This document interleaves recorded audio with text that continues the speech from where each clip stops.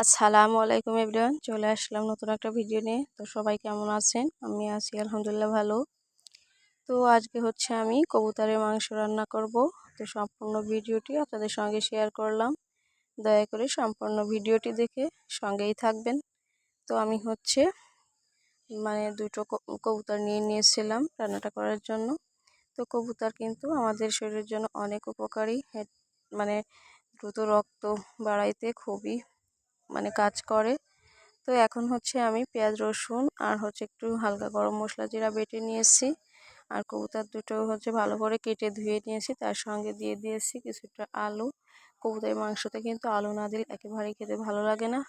তো এখানে হচ্ছে আমি কিছুটা কাঁচা মশলা বেটে রেখেছি, আর এখানে 3টা এলাচ, একটু দারচিনি আর একটু জিরা নিয়ে ভেজে রেখে দেব। এটা আমি শেষে ব্যবহার করব। এটা দিলে অনেক সুন্দর একটা ফ্লেভার আসে, রান্নাটাও অনেক মজা হয় খেতে। তো এখন হচ্ছে পরিমাণ মতো তেল দিয়ে আমি হচ্ছে এখন দিয়ে দিলাম পেঁয়াজ কুচি। তো এখানে কিন্তু কিছুটা পেঁয়াজ আমি বেটে দিয়েছি, আর এখন হচ্ছে কিছুটা কুচি করে পেঁয়াজ কেটে রেখেছিলাম সেটা দিয়ে দিচ্ছি। তো এটা আমি হালকা ব্রাউন কালার করে একটু ভেজে নেব। তো প্রিয় আপু ভাইয়ারা, যে যেখান থেকে ভিডিওটি দেখা শুরু করেছেন, রিকোয়েস্ট করব দয়া করে সম্পূর্ণ ভিডিওটি দেখে সঙ্গেই থাকবেন।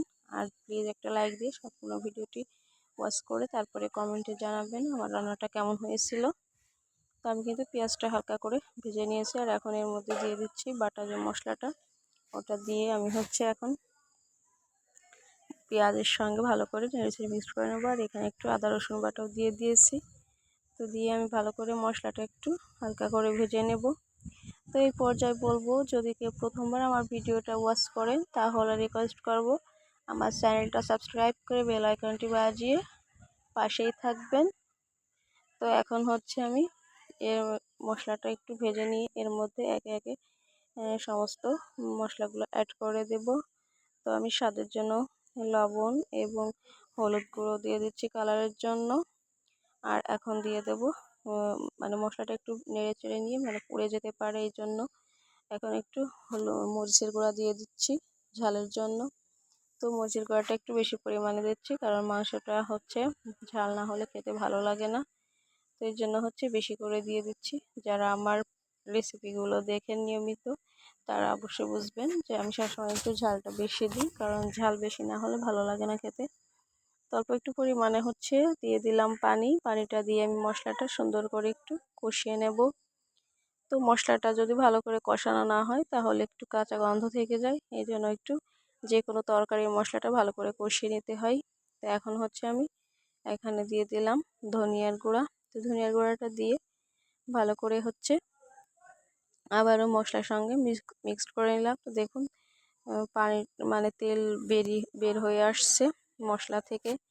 তো এই পর্যায়ে আমি যে দিয়ে রেখে সরি কবুতরটা আর আলুটা যে পরিষ্কার করে রেখেছি ধুয়ে, ওটা দিয়ে দিলাম। তো ওটা দিয়ে আমি ভালো করে নেড়ে চেড়ে দেখুন মশলার সঙ্গে মিক্সড করে নিচ্ছি। আর দেখুন কত সুন্দর একটা চমৎকার কালার আসছিল, মাশাল্লাহ। আর খেতে কিন্তু অনেক ভালো লেগেছিল। একেবারে সহজে অল্প কিছু মশলা দিয়ে আমি মজার তরকারিটা রান্না করে ফেলেছি। আর আমি সবসময় অল্প মশলাতেই রান্না করার চেষ্টা করি। তো অতিরিক্ত মশলাও কিন্তু আমাদের জন্য যে ভালো তা না। তো অল্প মশলাতে রান্নাটা সুন্দর করে গুছিয়ে করলে খেতে কিন্তু খারাপ লাগে না। তো দেখুন আমি কিন্তু অনেকক্ষণ ধরে একটু নেড়ে চেড়ে নিচ্ছি, তাতে একটু হালকা একটু পানি বের হয়ে আসছে। তো এর জন্য হচ্ছে কিছুক্ষণ নাড়াচাড়া করে নিচ্ছি। আর এখন হচ্ছে আমি এর মধ্যে অল্প একটু পরিমাণে পানি দিয়ে মাংসটা কষিয়ে নেব, কারণ অল্প একটু পানি দিলেই কিন্তু কষানো হয়ে যাবে, কারণ এখানে কিন্তু পানি অনেকটা বের হয়ে আসছিল, ওটা আমি শুকিয়ে নিয়েছি। তো এই যে দেখুন মাংসটা কিন্তু অনেকটা মানে সেদ্ধ প্রায় হয়ে আসছে। তারপরে আমি অল্প একটু পানি দিয়ে দিলাম, যাতে করে আলু মাংস ভালো করে সেদ্ধ হয়ে যায়, যাতে কাঁচা না থাকে। আর খেতেও কিন্তু মাংস না কষাইলে আসলে খেতে ভালো লাগবে না। এই জন্য হচ্ছে আমি সুন্দর করে কষিয়ে নেব। অল্প একটু পরিমাণে পানি দিয়ে দিলাম, আর এখন হচ্ছে ঢাকনা চাপা দিয়ে ঢেকে রেখে দিয়ে দিচ্ছি। তো দেখুন বলক উঠে আসছে সুন্দর করে। তো মাটির চুলায় আসলে রান্না করলে খেতে এমনিতেই অনেক ভালো লাগে। আর যদি পাটায় বেটে ভালো করে রান্না করা যায় তাহলে তো কথাই নেই, খেতে খুব মজা হয়। তো গ্যাসের রান্না আর মাটির চুলার রান্না কিন্তু অনেক ডিফারেন্স। তো যে দেখুন আমি কিন্তু নাড়াচাড়া করে আরও কিছুক্ষণ হচ্ছে ঢাকনা চাপা দিয়ে ঢেকে রেখে দিয়েছিলাম। আর এই পর্যায়ে কিন্তু আমার কবুতরটা মানে প্রায় কষানো হয়ে আসছে, আর পানিটাও কিন্তু অনেকটা কমে আসছে। তো আমি একটু পরে পরে হচ্ছে নাড়াচাড়া করে নিচ্ছি। তো যারা ভিডিওটি দেখতে দেখতে এই পর্যায়ে চলে আসছেন তাদেরকে রিকোয়েস্ট করবো, হয়তো বা লাইক দিতে ভুলে গেছেন, প্লিজ একটা লাইক দিয়ে আমার ভিডিওটি শেয়ার করে দিবেন সবার মাঝে। আর যদি আমার এই সহজ রেসিপিটা ভালো লাগে তাহলে বাসায় এভাবে একবার হলেও রান্না করে খেয়ে দেখবেন, খুব ভালো লাগে খেতে। এখানে আমার পানিটা কিন্তু শুকিয়ে গেছে আর এখন কিন্তু অনেকটা তেল উঠে আসছে। তো এই তেলটা কিন্তু বেশ বেরিয়ে আসছে, আর এখন কিন্তু আমি মানে আর একটু ভাজা ভাজা করে নেড়ে নিচ্ছি। আর এই পর্যায়ে হচ্ছে যতটা একটু নাড়াচাড়া করে নেবেন আর ভাজা ভাজা করে নেবেন ততটাই মাংসটা খেতে কিন্তু খুব ভালো লাগবে। তো এই জন্য আমি কিছুক্ষণ সময় ধরে এভাবে একটু নাড়াচাড়া করে নিয়েছিলাম। তো মাংসটার কালারটা দেখুন অসম্ভব সুন্দর আসছে কিন্তু। আর এখন হচ্ছে এই পর্যায়ে আমি ঝোলের জন্য দিয়ে দিচ্ছি পানি। তো পানিটা এই যে অতিরিক্ত দিব না, কারণ মাংসটা কিন্তু আমি কষিয়ে নিয়েছি সুন্দর করে, অনেকটাই সেদ্ধ হয়ে গেছে। আর এখন হচ্ছে ঝোল যতটা রাখবো তার থেকে একটু পরিমাণে বেশি পানি দিয়ে ভালো করে ঢাকনা চাপা দিয়ে ঢেকে রেখে দিয়েছি। বলকটাও উঠে আসছে অনেকটাই। আর ঝোলটা কিন্তু কবুতরের মাংসতে একটু পাতলা পাতলা ঝোল হলে ভালো লাগে খেতে, আর শরীরের জন্য অনেক উপকার। তো যাদের রক্ত শূন্যতা, যদি মানে কিছু কবুতর কয়েকদিন পরে পরে খাওয়া যায় তাহলে কিন্তু সমস্যাটা অনেকটাই কমে আসে। তো দেখুন আমার তরকারিটা কিন্তু অনেকটাই মানে ঝোলটা বলক উঠে আসছে, ঝোলটা কিন্তু মোটামুটি বলক উঠে আসছে। তো এখন হচ্ছে আমি সুন্দর করে নেড়ে চেড়ে নিচ্ছি। তো সুন্দর করে কিন্তু বলকটা উঠে আসছে, আর আমি কিছুক্ষণ পর পর একটু নেড়ে চেড়ে নিচ্ছিলাম।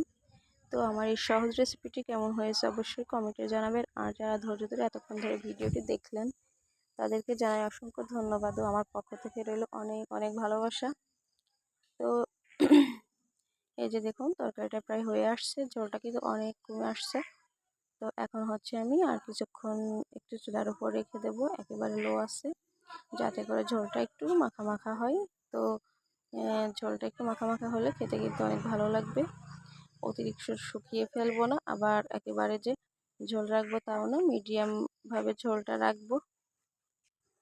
তো এই যে প্রায় হয়ে আসছে। তো এখন হচ্ছে আমি এর মধ্যে একটু মশলা গুঁড়ো দিয়ে দিয়েছি, ভাজা জিরা। আর এখন হচ্ছে তরকারিটা আমি সুন্দর করে পরিবেশন করে নিচ্ছি। তো দেখুন হালকা ঝোল হয়েছে, খেতে কিন্তু অনেক সুন্দর হয়েছিল। তা আজকের মতো পর্যন্ত, দেখা হবে অন্য কোনো ভিডিওতে। আসসালামু আলাইকুম, আল্লাহ হাফিজ।